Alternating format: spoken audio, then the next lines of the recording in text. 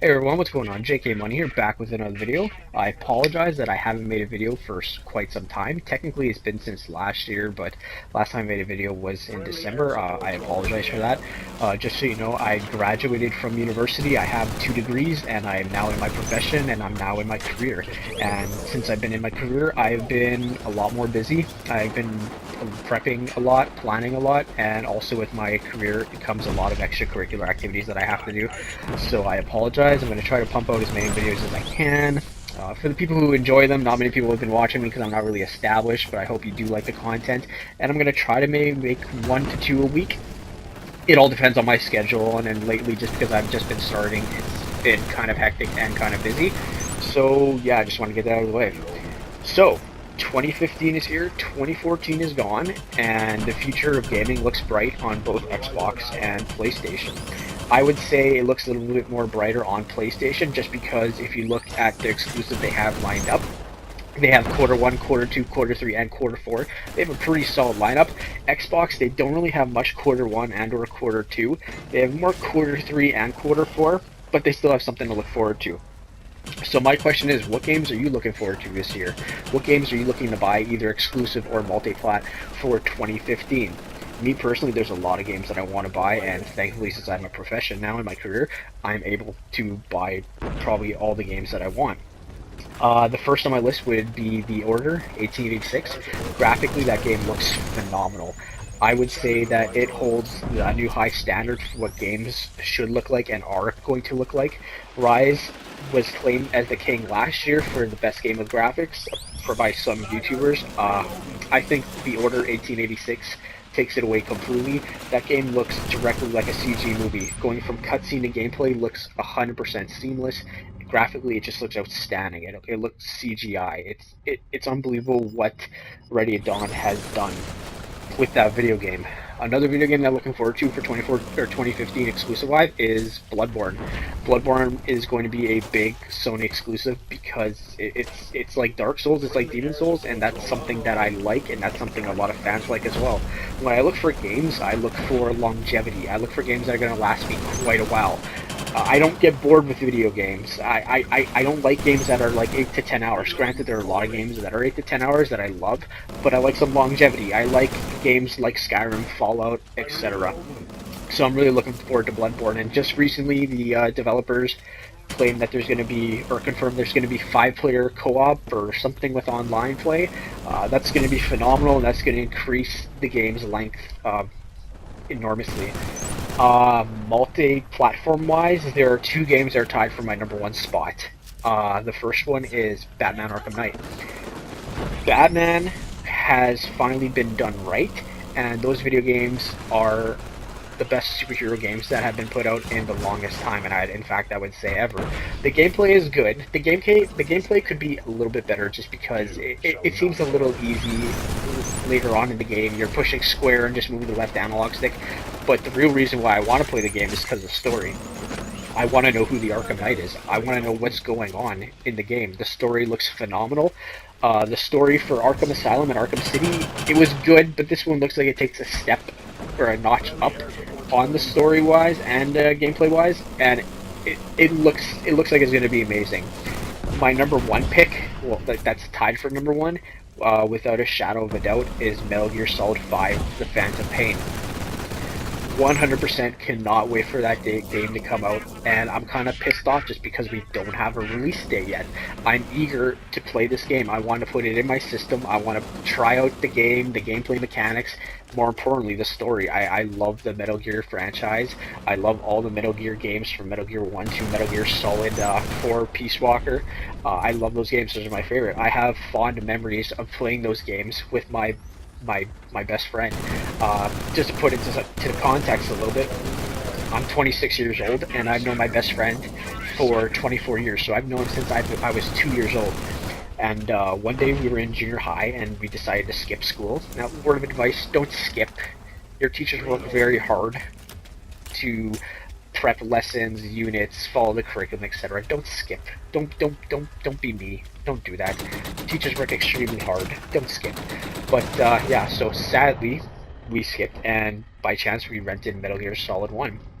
and we played that game together from start to finish in one whole day, and we were just blown away by the gameplay and by the story. That was the first time we experienced something like that ever. And further on, we played Metal Gear Solid 2 together, Metal Gear Solid 3 together, which is personally my favorite Metal Gear Solid and Metal Gear game as of right now. We played Metal Gear Solid 4 together, and we played Peace Walker together. Metal Gear Solid 4 was great, but it left a little to be desired. The gameplay was good. It was the first game that introduced the third-person kind of shooting, like over-the-shoulder camera, which was phenomenal because it needed something like that gameplay-wise. The story, it was great at first, but kind of took a nosedive a little bit near the end. I'm not going to spoil it for anyone, but if you have played it, I'm sure you can all agree that the story kind of did take a nosedive near the end. I feel like Kojima made a story that he wanted the fans to like instead of making a story that he would personally make, so it felt like kind of like he was forced by the fans to make the ending a certain way compared to how he originally wanted it. I don't like that. He should have made the ending how he wanted it. Also, just if you played the game, one word, nanomachines. If I say that and you play the game, you'll 100% know what I'm talking about. After that whole nanomachine fiasco went on within the game, I kind of just looked at my friend and I was like, okay, nanomachines, right? Yeah, this is the way we're gonna go for it? Okay, yeah, sure. In the end, I had to accept it. I didn't like it, but what can you really do? Metal Gear Solid 5: The Phantom Pain, I just can't wait. The gameplay looks amazing. Granted, there are some quirky gadgets that I'm probably not going to use in the game. Just for my personal preference. I like playing Metal Gear a little bit realistically. Like, I realize there's like unrealistic enemies in the game, but gadget wise, like some of them just look super corny, like the inflatable doll. Like, granted, that's interesting, that's good, but I don't think that's something I'm going to use. I like playing Panther style a little bit, where it's mixed with stealth, but also stealth killing. So I'm gonna head that route. I'm just 100% excited for the story. I want to see where this game is going with Big Boss. I want to see what's going to happen with Big Boss. Is Major Zero involved? And if so, in what way? I also want to see what Skullface's story is. He looks like an interesting character. I'm also really excited about the Phantom Pain just because this is the biggest Metal Gear game that has been in development and the biggest Metal Gear game that is going to be coming out. Troy Baker just came out a few days ago and said that Skyrim looks like an afternoon party to this game. No, that's kind of him, I think, tooting his own horn and just advertising for the game, and I understand that. I don't think the game is going to be maybe as big as Skyrim, but I think it's going to have just a lot to do in the game as well. There's going to be a lot of side missions. There's going to be a lot of missions in general. You're not just going to have to focus on the story. There's going to be a variety for everything. I just hope they add a lot of variety to those missions, because when I play Skyrim, I love Skyrim, but it got a little bit repetitive. I don't know if any of you will agree with me, but I feel like it got a little bit repetitive because in the end, it's kind of the same thing. Go to a dungeon, do this, kill some of those skull guys, and wash, rinse, and repeat. Here's an item. I hope since Metal Gear Solid 5: The Phantom Pain is a little bit more vast and bigger and broader, I hope there's just a little bit variety in the missions. Sorry, I have to burp. Oh, excuse me. I just hope there's a little bit more variety in the missions to kind of keep things fresh. I'm really excited about it. Also, voice acting wise, I wasn't too sure about Kiefer Sutherland at first. I had David Hayter. He's a good old Canadian boy. Granted, Kiefer Sutherland, he's half British, half Canadian as well. But I love David Hayter, and I love the way he voiced Snake throughout the years. But I became a believer after I saw some of Kiefer Sutherland's work in Ground Zeroes and The Phantom Pain. Ground Zeroes, his work was good. The Phantom Pain so far, his voice acting looks phenomenal, and it looks great. There was a scene that I was watching with Quiet and Kaz, and in the end, Big Boss straight up said, when the time comes, if we have to kill her, I'll be the one that pulls the trigger. The delivery of that line, and with the music in the background, was just 100% spot on. It was great, and I'm like, okay, yep, I can see how he can pull it off, 100%. So those are the games I'm looking forward to in 2015. What games are you looking forward to in 2015? Multi-platform wise or exclusive wise? Tell me and give me reasons why. Like, why are you excited for these games? Just don't say I this game. Just give me reasons why. I like to know my audience as well. 2014 is gone, and I'm just going to do my quick pick of 2014 Game of the Year. Originally, I was going to give it to Shadow of Mordor. However, I changed that. because Shadow of Mordor, for its credit, is a great game. The Nemesis system is genius. If anyone is listening right now that knows a developer, hint them at this. Take the Nemesis system and make a Godfather game and or a Mafia game using the Nemesis system. Hands down would be the greatest Mafia, mobster game, Godfather game that would be ever made. But back to Shadow of Mordor. Shadow of Mordor was a great game. There was just some problems with gameplay a little bit where the game got a little bit easy as it dragged on because you unlock all your abilities, your special powers a little bit early. Just like me, I was grinding just because I like killing Uruks. That's the point of the game. I was killing Uruks left and right. So it left a little bit desired because the game just got a tad easy. And I don't like easy. I like games that are hard. I like games that challenge me. I like testing my skills, and if I'm not good, I just keep on fine-tuning them until I finally get it. So my Game of the Year pick for 2014 is going to go to The Evil Within. I think it's a great game, but it definitely has its faults. So the first few faults that it has is frame rate. The frame rate for next-gen consoles, which is now current-gen technically, is atrocious.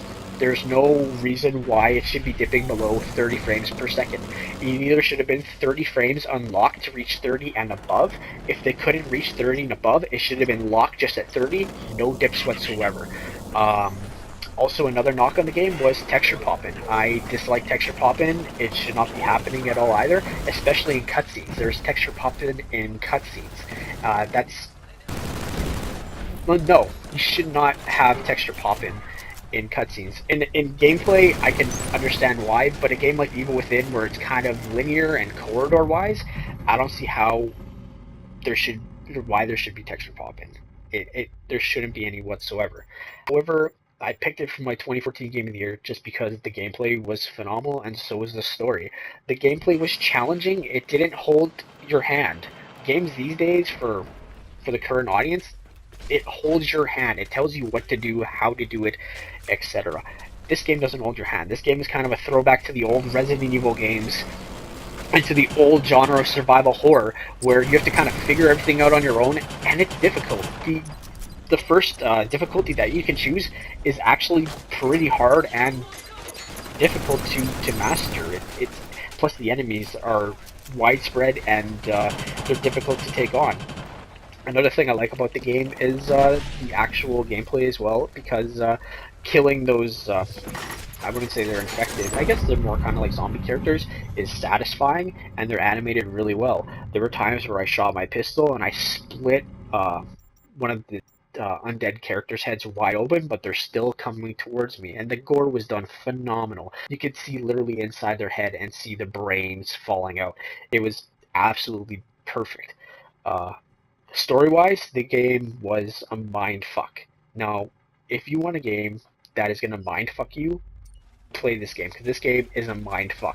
You'll think that you'll know what's going on in the story, and then it'll turn you upside down and slam you on your head.